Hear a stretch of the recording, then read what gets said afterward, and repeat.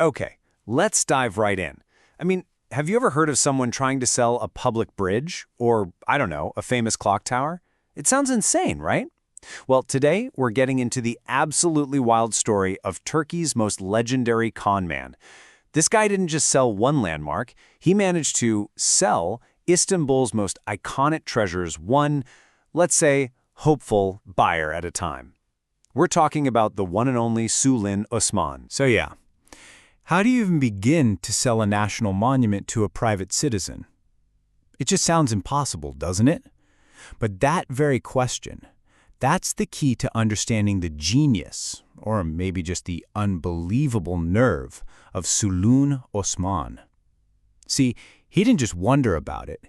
He built his entire criminal career on answering that question again and again and again. And we are not talking about small-time scams here. I mean, just look at this list of things he put on the market. The Galata Tower, the city's entire ferry line, public clock towers. He even tried to sell the Bosphorus Bridge. He was literally putting for sale signs on the heart of Istanbul. So the question just gets bigger. How on earth did one guy manage to pull this off? Okay, so to get to the bottom of this legend, we've got to meet the man himself. His real name? Osman Ziya Sülün, born way back in 1923. And get this, he wasn't born into some criminal family or anything. His dad was just a regular civil servant. So it begs the question, where did this incredible, almost supernatural talent for deception even come from? Well, one thing's for sure, it didn't come from a textbook.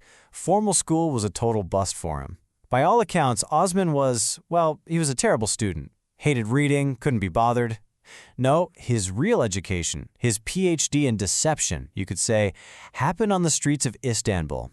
That's where he figured out he had this natural gift for gab, this uncanny ability to persuade and charm pretty much anyone he crossed paths with. But you know, raw talent is one thing. He needed to refine it. And his big break, the moment that changed everything, was when he met a guy named Rum Aleko. Now, Aleko was a legendary trickster in his own right, the top dog in the Kumkubi district. Aleko saw the raw potential in young Osman, took him under his wing, and basically taught him the entire playbook. He turned a smooth chalker into a true master of the con. All right, so now our guy is trained up, his skills are sharp, and he is ready to go. And the decade from 1950 to 1960, that was his prime time, his golden age of grift. You have to picture Istanbul back then. It was changing fast. Tons of people moving in from the countryside, maybe a little naive about the big city. It was the perfect environment for someone like Sülün Osman to become a legend. For all the wrong reasons, of course. And you know, some of his best scams were the simplest ones. It's almost beautiful in its audacity. Take this. He goes to Taksim Square, we're talking one of the busiest spots in the entire city, and he just places a doormat at an entrance. And then he just stands there and starts charging every single person a crossing fee to step on his doormat. And the craziest part? People paid him. It was so successful, he even tried the same trick on city bridges. It just goes to show, his genius wasn't just about the big elaborate cons. It was about understanding human psychology, that little bit of social pressure, and the power of just acting like you're in charge. So behind all these wild stories, there was actually a method to the madness, a repeatable formula. You could call it the Sülün Osman playbook. Step 1. He'd scout for his perfect mark. Usually newcomers to the city, people from rural areas who are a bit overwhelmed. Step 2, he'd hit them with a heartbreaking story. Oh, I'm crushed by debt. I have to sell this precious family heirloom for cheap, which of course tapped right into their own greed. They thought they were getting the deal of a century. And the final step? He'd seal the deal with beautifully forged but totally fake deeds and signatures. Take the money and poof, gone. Okay, but you've got to be wondering, how does a person live with themselves doing this stuff? And this, for me, is where the story gets really fascinating, because Sülün Osman wasn't just a thief. He was a philosopher of the con. He had this whole worldview that justified everything he did, and in his mind, he was not the bad guy. Here's his core belief. In his own words, the people I swindled were actually trying to swindle me. Think about that for a second. He genuinely believed his victims weren't innocent. He saw them as greedy people trying to take advantage of his fake sob story. They wanted to snatch up a priceless monument for pennies on the dollar. So in his twisted logic, He wasn't really stealing from them. He was just holding up a mirror to their own greed. And he stuck to this philosophy right to the very end, even when he was standing in front of a judge. This is probably his most famous moment.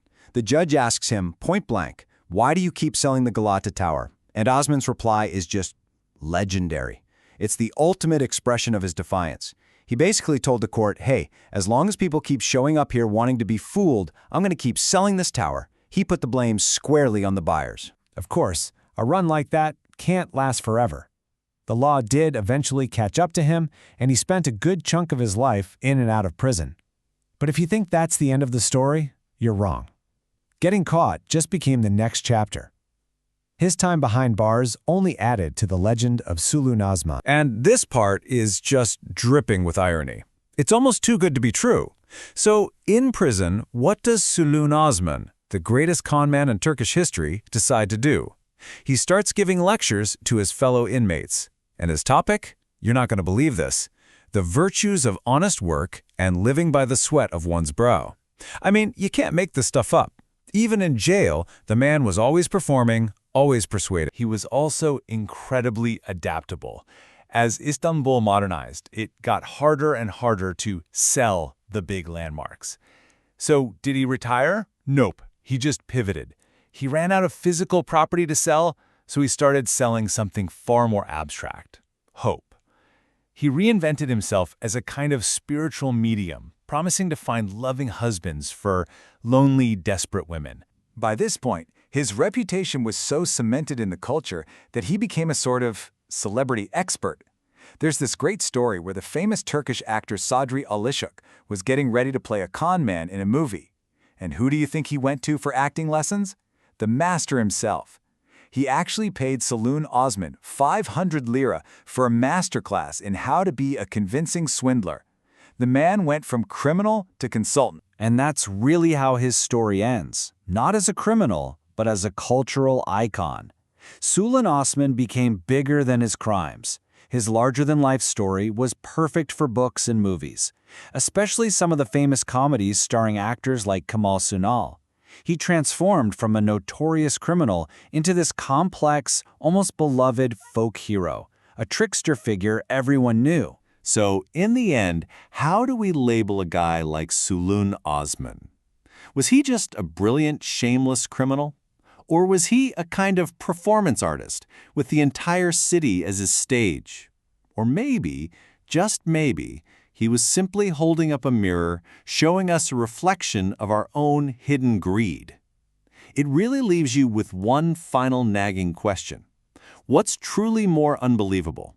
The man who has the nerve to sell a bridge, or all the people who line up hoping to buy it?